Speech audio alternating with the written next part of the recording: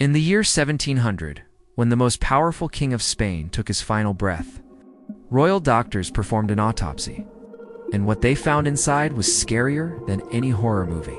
Listen to the actual medical report from that day. It is absolutely terrifying.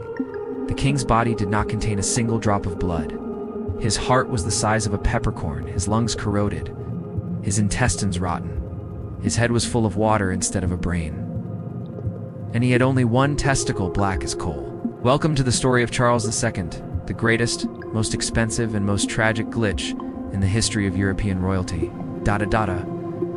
A man whose existence is a biological warning to all of humanity. Love your family, sure, but please, don't love them the Habsburg way. To understand why Charles turned out this way, we have to go back. The Habsburg family ruled the world back then, but they lived by a very toxic motto: keep the bloodline pure. The result?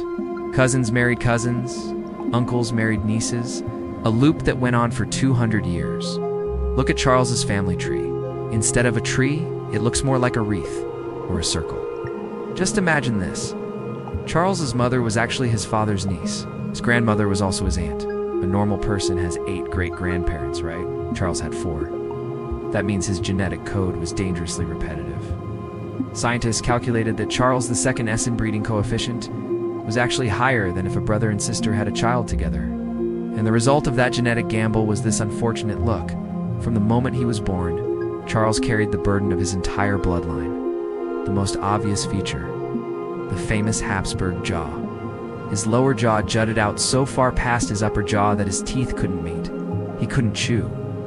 Food would just fall out of his mouth, and he had to swallow everything whole like a python.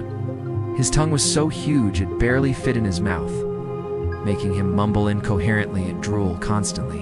Not exactly a majestic look for a king. He wasn't just unique looking, he was incredibly frail.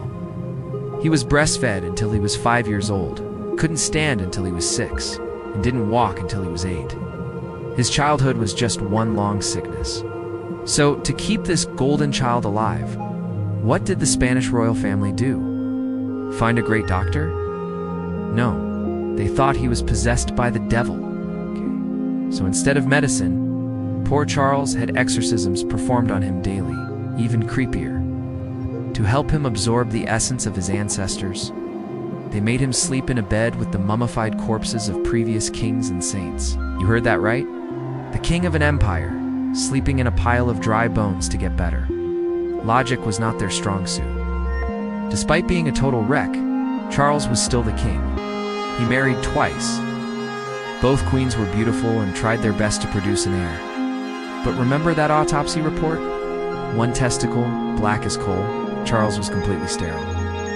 His first wife famously hinted that the king was, well, let's just say the bedroom remained very quiet. By the time he was 30, Charles looked like an 80-year-old man. He was bald, toothless, deaf, and nearly blind.